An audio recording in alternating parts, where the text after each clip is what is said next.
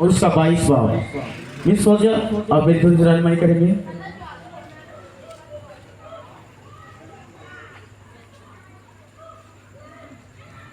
मत्ती की अंजील उसका 22वां और उसकी 8 आयत से लेकर हम उसकी 14 आयत तक इसको सीखेंगे। मुकद्दस मत्ती की अंजील उसका 22वां बाब और उसकी 8वीं आयत में यूं लिखा है, तब उसने अपने नौकरों से कहा कि शादी की ज़ियाफ़त तो तैयार है, मगर बुलाए हुए लायक ना थे। बस रास्तों के नाकों पर जाओ और जितने तुम्हें मिले शादी में बुला लाओ। और वो नौकर बाहर रास्तों में जाकर उन्हें मिले, क्या बुरे क्या भले, सबको जमा कर लाए और शादी की महफिल मेहमानों से भर गई। और जब बादशाह मेहमानों को देखने को अंदर आया तो उसने वहाँ एक शख्स को देखा जो शादी के लिबास में ना था, और उसने उससे कहा, मियाँ तू शादी की पोशाक पहने बगैर यहाँ क्यों कर आ गया? लेकिन उसका मुंह बंद हो गया। इस पर बादशाह ने खादमों से कहा कि उसके हाथ पांव बांधकर बाहर अंधेरे में डाल दो, वहाँ रोना और दांत पीसना होगा, क्योंकि बुलाए हुए बहुत हैं मगर बरगजीदा थोड़े। हाँ जी, बुलाए हुए सब हैं मगर बरगजीदा कितने लोग हो आप लोग? थोड़े से लोग, यही बरगजीदा लोग हैं। हालेलुया। आप क्या हो? बरगजीदा हो, बुलाए हुए हो, अपने घर से आए हो, आपको खुदा के रूह ने आपको कॉल किया और आप यहाँ पर आए। आप वहाँ पर तब थे बुलाए हुए, मगर अब जो बैठे हुए वो क्या है? कितने लोग समझते हैं कि मैं बरगजीदा हूँ? एक चीज यहाँ पर हमें सिखाई गई है, एक ज़ियाफ़त है, उसमें मोटे मोटे जानवर एक शादी की ज़ियाफ़त में काटे गए हैं, उनको पकाया गया है, मगर वो जो पकाने वाला है उसकी जिसकी शादी है वो कहता है मैंने बहुत से लोगों को बुलाया है, पर वो लायक नहीं थे, नकम्मे थे, ईमान में कमजोर थे। वो कहता है कि मैं एक खच रूह हूं, मैं तुझे कब तक बर्दाश्त करूंगा, मैं तुम्हें कब तक बर्दाश्त करूंगा? तुम वैसे हो जैसे कोई सूरनी नहाई हुई फिर लौट जाती है अपनी ही उस गंदगी के अंदर। मैं तुम्हें कब तक बर्दाश्त करूं? मैं कब तक तुम्हें शावर करूं? मैं कब तक तुम्हें शैम्पू करूं? मैं कब तक तुम्हारी बॉडी को टॉवल से साफ करूं और तुम्हारी गंदगी को साफ करूं? यीशु कहता है एक खजरू हो, एक बेअतकादो, तुम बुलाए हुए हो, क्या तुम्हारा चलन चलन बुलाए हुआ वाला है? क्या तुम लोगों ने? फिर उसके बाद हमें यह चीज सिखाई जाती है कि उसने कहा कि मेरा खाना बहुत बन चुका है, जाओ चौकों में जाओ, किनको बुला कर लाओ। वो लोग पहले हमें यहां पर नजर आता है, एक लफ्ज वहां पर इस्तेमाल किया जाता है, बुरे लोग, फिर भले लोग। पहले बुरे लोगों को बुलाया गया, चौकों में अंदर जो बुरे लोग हैं, जो सिगरेट पीने वाले हैं, जो नशा करने वाले हैं, जो ज़िना करने वाले हैं, जो वो लोग जो लड़ाई झगड़े को ज्यादा पसंद करते हैं, चुगली करके अपने आप को तीली लगाकर फिर साइड पर हो जाते हैं और फिर कहना वो मैंने तो कब कहा था और मैंने तो बस यही कहा था और तुम लोग खुद ही आपस में लड़ गए हो, फिर मैं देखता रहा। याद रखें, हमारी जिंदगी के अंदर बुरे लोग ज्यादा हैं। क्या है? बुरे लोग ज्यादा हैं। और बाइबल के अंदर लिखा है, अगर तू अपनी जुबान से ये इकरार करे कि खुदावंद मुझे ब्लेस कर, मुझे जोर दे, ऐ खुदावंद मेरी जिंदगी के अंदर वो शख्स जाए जो तुझे पसंद। याद रखिए, बुरे लोग बुलाए हुए आपकी जिंदगी में बहुत है। आप बोलना शुरू करें हर रोज अपने प्रेयर के अंदर, ऐ खुदावंद वो शख्स जो मेरी जिंदगी के अंदर है, तुझे पसंद नहीं है, ऐ खुदावंद मेरी लाइफ में से जाए। याद रखिए, वो शख्स जाएगा आपकी लाइफ में से, वो बिना पूछे आपको तर्क करके चला जाएगा। आप बार बार पूछोगे, भाई क्या मुझसे कोई गलती हुई है? और नहीं भाई, मेरा बस आजकल मेरा टाइम नहीं लग रहा आपसे बात करने को, आप मेरा दिल नहीं कर रहा कि मैं आपसे कोई कॉल करूं, बस टाइम नहीं लग रहा। याद रखिए, खुदा का रूह आपकी क्या कर रहा है, रहनुमाई कर रहा है आपकी लाइफ में से। जो आप चाहते हो कि आप उस ज़ियाफत में अंदर जाओ, जिस ज़ियाफत के अंदर मोटे मोटे जानवर खुदा ने ज़िबा करके कहा है कि मेरे बाप के बहुत से मकान हैं, अगर ना होते तो मैं तुमसे क्या देता। बुरे लोगों की जगह नहीं है वो, अच्छी जगह है। बुरा दरख्त बुरा ही काम लेकर आता है अपना, और अच्छा दरख्त अच्छा फल लेकर आता है। मगर बाइबल के अंदर लिखा है, बुलाए हुए तो बहुत है मगर बरगजीदा। जो बरगजीदा है वो अपने किरदार को अच्छा करे, वो अपने कैरेक्टर को अच्छा करे, वो अपने स्पिरिचुअल लाइफ के अंदर खुदा को उत्तम दर्जा देना शुरू करो। बुरे लोग आपको चौकों में मिलेंगे। क्या मिलेंगे? मेरी बड़ी भाजी थी, मैं उस वक्त 7-8 साल का था, तब वो मुझे नहला के अच्छे कपड़े क्रिसमस के ऊपर, ईस्टर के ऊपर डाल के, और मैं घर पे रहना, कहती तू इधर घर पे क्या है, चल जाके चौक में खड़ा हो। पता चले कि आज मकसूद ने आज बड़े अच्छे कपड़े पहने हैं। तो याद रखिए, चौकों के अंदर मेरी फैमिली को जो लोग खड़े होते हैं मुझे बड़े अच्छे लगते हैं। चौकों के अंदर जो लड़के होते हैं वो बड़े ही ज़बरदस्त होते हैं, वो एक ज़बरदस्त क्या होते हैं, अच्छे होते हैं। जब कहीं फाइट हो रही होती है वो लोग चौक में से खड़े होते हैं और वो लड़ाई को क्या करते हैं, ख़त्म करते हैं। चौक में लड़ाई होती है, चौक में ख़त्म होती है। याद रखें, लड़ाई कहाँ शुरू होती है, चौक में ख़त्म होती है। शुरू कहाँ से होती है, घर में शुरू होती है, और फिर आते आते चौक में आती। और चौक में कौन ख़त्म करता है, वो लड़के जिनको खुदा ने कहा है कि मुबारक है वो लोग जो सुलह पसंद है, खुदा के बेटे कहलाएंगे। और याद रखें, वो भी बुलाए गए हैं, मगर वो बुरे हैं, भी आपकी नज़र में बुरे हैं। मगर जब वो बुलाए जाएंगे, किसी बरगजीदा के मसा के अंडर नीचे आएंगे, तो याद रखें वो बरगजीदा होंगे।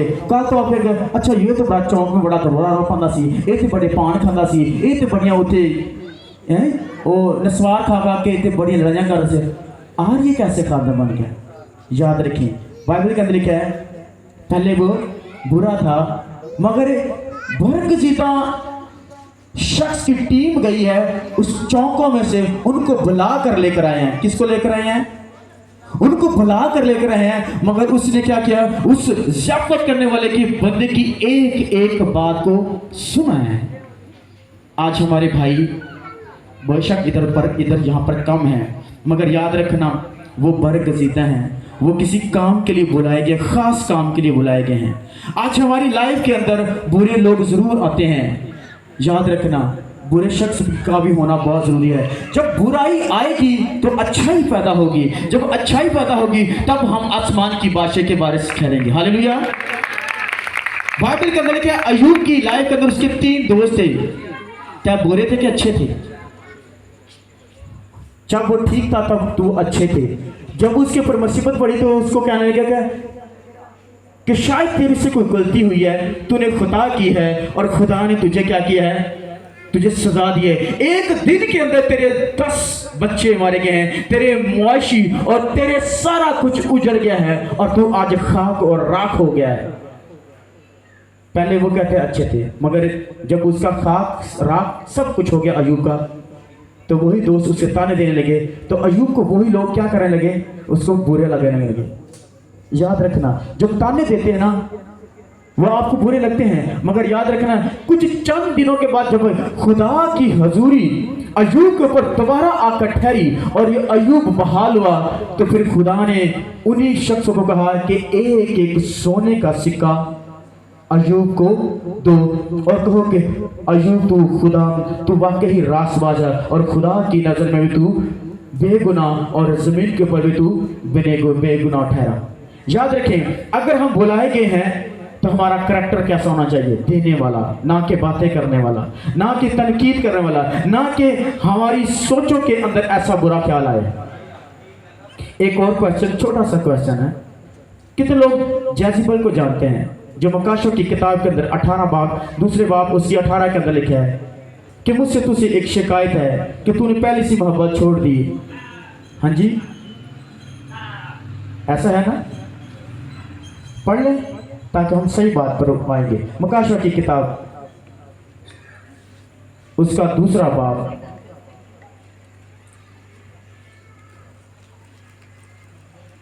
और उसकी 19 आयत। मैं तेरे कामों को और तेरी मोहब्बत को और तेरी ईमान को और तेरी खिदमत को और सब्र को तो जानता हूं, और ये भी कि तेरी पिछले काम पहले कामों से ज्यादा हैं। बस मुझे तुझसे ये शिकायत है। अब शिकायत सिर्फ खुदा को भी है और इंसानों को इंसानों से भी होती है। खुदा को शिकायत ये है जो मैं आपके साथ शेयर करने वाला हूँ। मुझे तुझसे एक शिकायत है कि तूने उस एजेबल को रहने दिया है जो अपने आप को नबिया कहती है और मेरे बंदा को हरामकारी। इसका पहला काम क्या है? हरामकारी करवाती है और बुतों की कुर्बानी खाने की तलीम और गुमराह करती है। एक काम इसका काम है, क्या है? गुमराह करना, और ऐसा काम जो खुदा की नजर में बुरा है। एजेबल को कौन कौन जानता है? जेजेबल और एजेबल नाम एक ही, इंग्लिश और उर्दू का नाम है। एजेबल उर्दू में है और जेजेबल इंग्लिश में है। कितने लोग जानते हैं इसके बारे में? मैं तो जानता हूं इसके बारे में। चल मैं आपको बताता हूं। जेजेबल जो है ये हमारी ख्वाबों के अंदर आती है और हमारी ख्वाबों के अंदर आकर हमारे साथ रिश्ता बनाती है। और वह रिश्ता क्या बनाती है? हमारी लाइफ के अंदर आकर रिश्ता बनाती है हस्बैंड और वाइफ का। अगर कोई लड़की है तो उसकी सोच के अंदर कैसा आएगा? जेंट्स टाइप की स्पिरिट आएगी। अगर कोई लड़का है तो उसकी ख्वाबों के अंदर, उसको इंग्लिश में क्यूबस और सब क्यूबस बोलते हैं। क्या बोलते हैं? क्यूबस और सब क्यूबस। और उसके बाद उसको जेजेबल को, अगर उसको आम लफ्जों के साथ आपको इंटरप्रेट किया जाए तो वहां पर लिखा है कि वो है स्पिरिचुअल हस्बैंड और स्पिरिचुअल वाइफ वो कहलाती है। मगर याद रखिए, बहुत से लोग सिर्फ यही समझते हैं कि वो सिर्फ रात को ख्वाबों के अंदर आती है। वो दिन के वक्त भी काम करती है, वो थकती नहीं है। रात को ख्वाब आते हैं। कई बार हम अपने बहन भाइयों से सुनते हैं, मुझे ख्वाब आते हैं, मुझे अच्छे नहीं आते, वो मुझे ख्वाब बहुत बुरे लगते हैं। मैं आप दिल नहीं करता कि आपको वो ख्वाब कभी बताऊं, पर जब हम छुपा लेते हैं बात को, इसका मतलब है कि हमने दुश्मन को क्या किया है कि तू मेरी जिंदगी के अंदर और काम कर। वो एक बीमारी है, वो एक ऐसा नसूर है, हमारे बच्चे इसको छुपा लेते हैं। अगर आपके बच्चे आपके साथ कभी शेयर करें तो आप उसको तनकीद कर सकते हो कि बेटा आपने इस तरह से इसके ऊपर अटैक करना, इस तरह से प्रेयर करो, इस तरह से प्रेयर करो, और ये आपकी लाइफ में से जाएगी।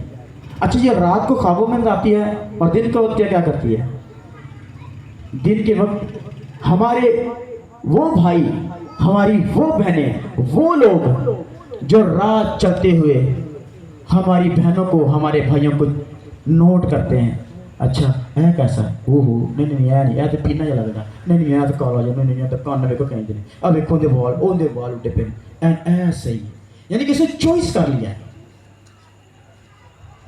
डीमंस रात के वक्त भी आपको चॉइस करती है, आपको रूहानी काम के अंदर मुलव्वस करती है, और दिन के वक्त आप खुद चॉइस करते हो। पर सब दो तरह पे काम करती है, रात में भी काम करती थे, दिन को भी करती है, याद रखें। और दिन के वक्त बहुत से लड़कियां और लड़के इस डीमंस के शिकार हैं। उसका नाम क्या है? जेजेबल। और जेजेबल करती क्या है? जेजेबल का काम है वो हर एक शख्स को हरामकारी, ज़नाकारी और गलत काम करने के अंदर मुलव्वस कर ले जाती है। इसलिए तो मैं आपको बोलता हूं, क्या आप बुलाए गए हो यहाँ बरगज़ीदा हो? अगर आप बुलाए गए हो और बरगज़ीदा हो तो फिर इस लेडीज के साथ आपका टाकरा तो रहता है। ये शैतान की वो लड़की है जिसे कहते हैं प्लोठी कुड़ी ओ कुड़ी, ये जिसके ऊपर अबलीस और एजेबल की सारी तलीम पाई जाती है। और ये इतना बड़ा इसको प्रोजेक्ट दिया गया है। याद रखें, अगर आपकी लाइफ के अंदर भी ऐसा कुछ चल रहा है तो आप बोलना शुरू करें, हर वो ख्वाबों की बुरी रूह जो मेरे ख्वाबों के अंदर आती है और मेरी लाइफ के अंदर रिश्ता बनाते हैं, मैं उसके ऊपर क्या डालता हूँ? Holi ghost, Holi ghost, Holi ghost. आप अपनी प्रेयर के अंदर उसको निकालना शुरू करें। आप बोलना शुरू करें कि हर वो बुरी रूह जो दिन के वक्त मेरी आंखों के अंदर अपनी ख्वाहिशात को पूरा करना चाहती है, क्या करना चाहती है? वो मेरी लाइफ से बाहर आए, यीशु के नाम से ए बुरी रूह तुझे होली गोस्ट उसको आग देना शुरू करो। जब आप आग देना शुरू करोगे तब आप बुलाए गए हो, तब आप बरगजीता हो। याद रखना, आज बाइबल के अंदर लिखा है बुलाए हुए तो बहुत हैं मगर बरगजीता थोड़े हैं। आए मेरे साथ एक हवाला देखो, आप समझते हो क्या बरगजीता हो? आप में से भी बहुत थोड़े लोग जाएंगे, फंसा इनमें से भी थोड़े लोग हैं। आप मेरी बात पे यकीन नहीं करेंगे। आइए मैं आपको सबूत देता हूं। यूहन्ना की इंजील मत्ती की इंजील उसका 7वां बाब,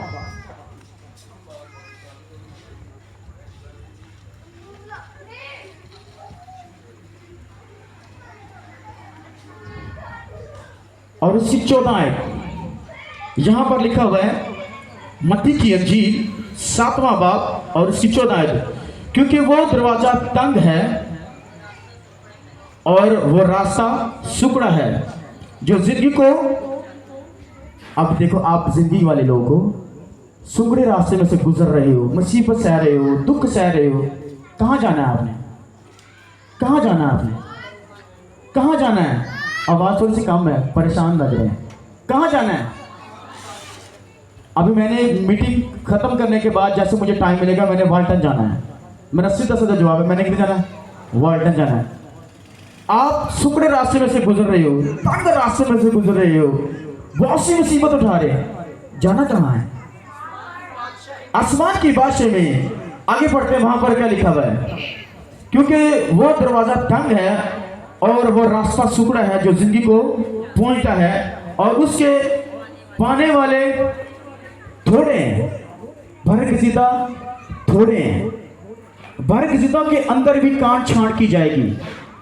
बरगजीता में से कांट छांट की जाएगी। आज हमारी लाइफ के अंदर बहुत से बरगजीता लोग हैं, उनको तबाह करना नहीं आती। ऐसे बरगजीता लोग हैं जिनको कहा जाए कि ये काम करना है, वो काम पर उनका फोकस नहीं होता। बस उनका एक फोकस है क्या? बस मैं आवा तो मैं गीत गावा, फिर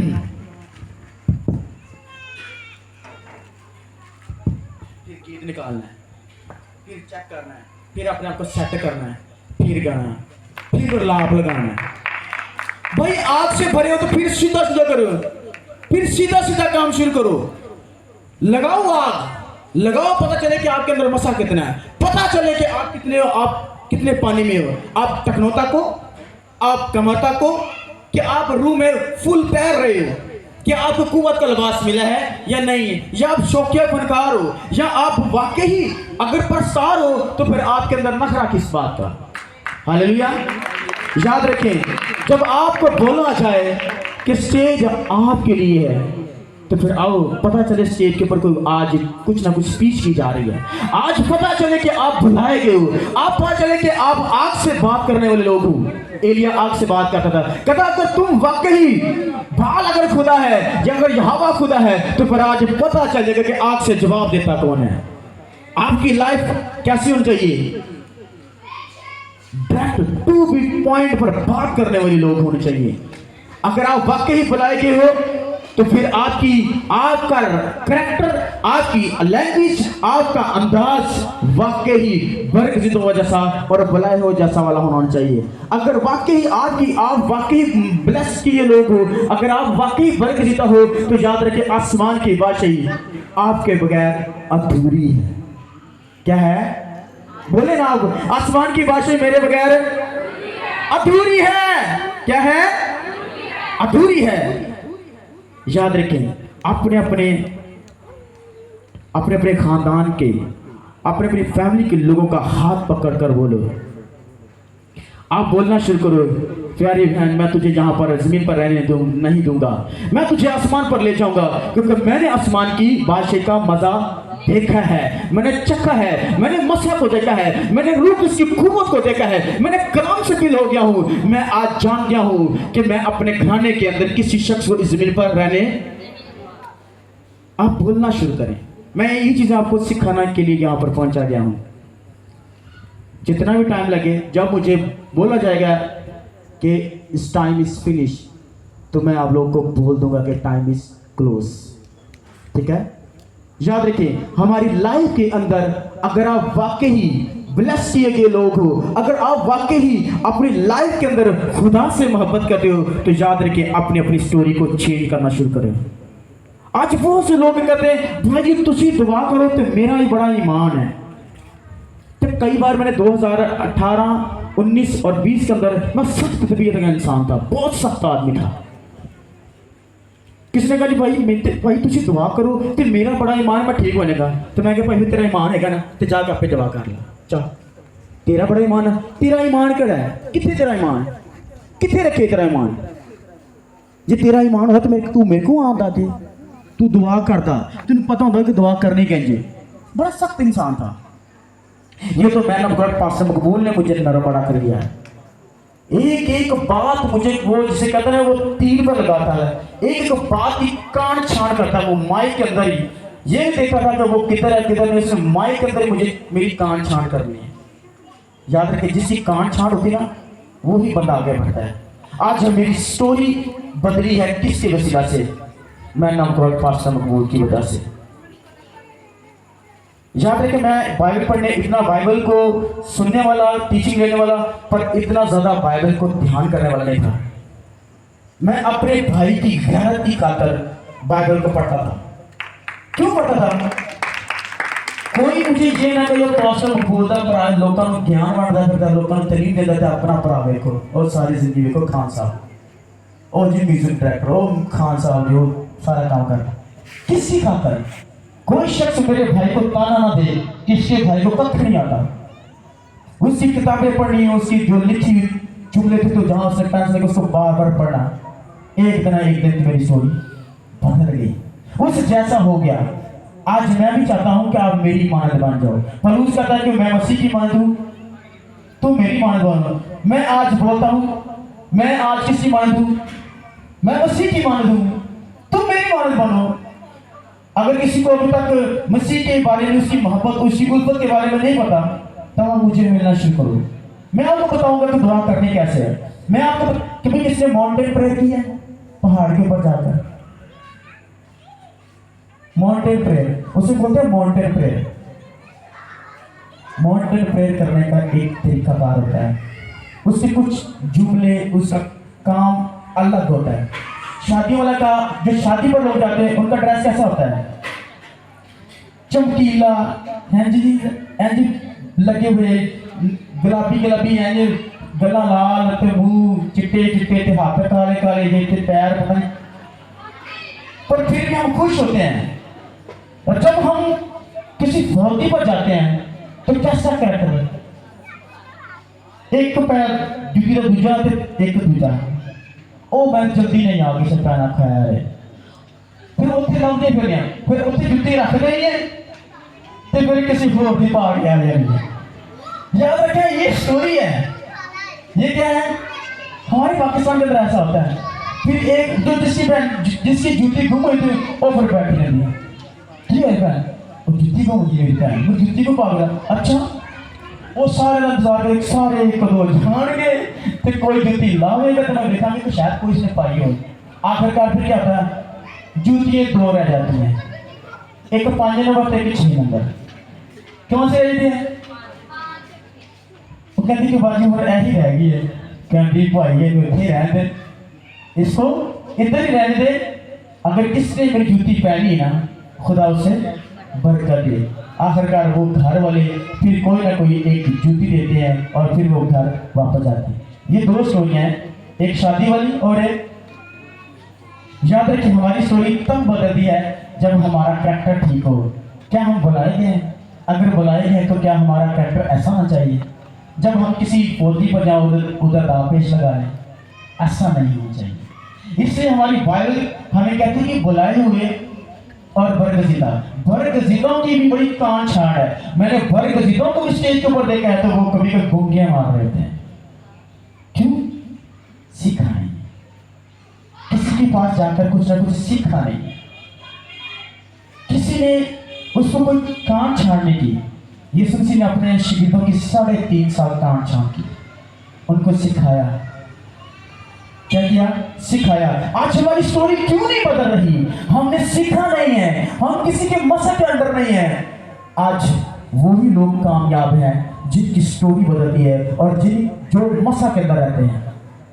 आज एक जगह पर जब मैं गया तो वहां पर भाई कह रहा था, क्योंकि वो एक जबरदस्त पास्टर थी, तो वो उनके साथ बोला कि भाई पास्टरों के ऊपर भी कभी कभी इसका अटैक होता है, बीमारी का अटैक हो जाता है। तुम कहता है ये कैसे हो? उसका बड़ा भाई, वो कैसे हो सकता है? जब हम खुदा के वफादार हैं तो फिर खुदा को हम खुदा को हमारे क्या किसको को हुक्म देना चाहिए कि कोई भी काम हो हमारा गलत काम होना चाहिए। मैंने कहा ये कैसे हो सकता है भाई? मैंने कहा आप मुझे बताओ, ईमान दो तरह का है। कितने तरह का? पर मैंने कहा एक ईमान है वो है जो एक छोटा सा दाना है, जिसे हम राई का दाना बोलते हैं। एक वो है जिसे कहते हैं पहाड़। तेरा ईमान पहाड़ की ईमान है, चट्टान की ईमान होना चाहिए। दो ईमान हो गए। तो मुझे बोलने लगा कि यार ये कैसे? हमें तो एक ही भाई पढ़ा। मैं कहा बाइबल में मैं आपको बताता हूँ। मैंने बोला कि ईमान एक किसी रात, अगर मैंने यहाँ से वाल्टे जाना तो मुझे पता है कि कौन कौन से मैंने गाड़ी पे बैठना है, कौन कौन सड़क आनी है। तब मैंने क्या करूँगा, मैं किसी न किसी शख्स को पूछूंगा भाई ये सड़क किधर जाती है? वो कहता है भाई आपने जाना किधर है? वो मैं बताऊंगा भाई मैंने वाल्टन जाना। वो भाई को बोलेगा तो भाई एक गोल चक्कर आएगा, फिर उससे अगला गोल चक्कर आएगा, फिर उसके बाद सीधी सड़क जाना, फिर उसके बाद फिर कैंची है, कैंची से आपने सीधा इधर लेफ्ट नहीं मुड़ना, आपने राइट तरफ मुड़ के आगे जाएंगे तो वाल्टन आ जाएगा। किसी शख्स ने मुझे क्या दिया? तरबियत दी है। अगर मैं खुद ही चला जाऊं तो मैं सफर नहीं कर पाऊंगा। ईमान क्या है? किसी सफर की बुनियाद, किसी सफर की बुनियाद। और ईमान क्या है? हम ईमान रखते हैं हम आसमान की बारिश में जाएंगे। हमें आसमान की बारिश में जाने का कोई नॉलेज नहीं है। क्या है ईमान? क्या है? जीरो। एक नंबर से पहले क्या आता है? जीरो। गिनती शुरू करना तो पहले आता है 0 1 2 3 4 5 6 7 8 9 10। गिनती कहां से शुरू हुई है? जीरो से। ईमान क्या है? जीरो। अब ईमान के बाद हमें एक नंबर पर आना है। ये कौन सा ईमान है? राई के दाने वाला। राई के दाने वाला कौन सा ईमान है? अब हम स्टेप शुरू करेंगे जीरो। ये क्या है? जीरो। अब जैसे जीरो को लगाएंगे इसके बाद आएंगे 1। 1 का मतलब है किसी बाइबल के लिखा है, यीशु ने कहा कि तुम तमाम दुनिया में जाओ और अंजील की नदी को उन्हें बाप बेटे और रूह के नाम से क्या दो, उनको शागिर्द बनाओ। पहले क्या लिए है? पहले शागिर्द बनना है। जीरो में ईमान के अंदर हम पहले नंबर क्या है? ये दाना है ईमान का, राई का दाना। एक नंबर पर क्या है? शागिर्द। शागिर्द बनेगा। फिर दूसरे नंबर पर क्या आएगा? तलीम। तीसरे नंबर पर क्या करेगा? बपतिस्मा। ये कौन सा ईमान है? राई के दाने का। पहाड़ जैसा ईमान कैसा है? जो बुलाई हुई है, जो खातम है, एल्डर है, डीकन है, पासवान है, अपोस्टल है, प्रॉफिट है, जर्नैल है, कमांडो है, वॉचमैन है, ये वो लोग हैं। अब ये पहाड़ है, पहाड़ का ईमान। उसमें सबसे पहले क्या आएगा? उससे पहले शागिर्द बन गया, तलीम ले ली, बपतिस्मा ले लिया। अब उसका ईमान चौथे स्टेप पर जाने वाला है। और चौथा स्टेप क्या है? सबसे पहले क्या है? चौथे नंबर पर क्या लेगा? मसा। क्या है? मसा। मसा के बगैर जुए और बंधन नहीं टूटते। मसा के बगैर जुए और बंधन नहीं टूटते। हमें किस चीज की जरूरत है? पहाड़ के ईमान जैसे को अगर आप चाहते थे पहाड़ का ईमान मेरी लाइफ में है तो हमें क्या लेना? सबसे पहले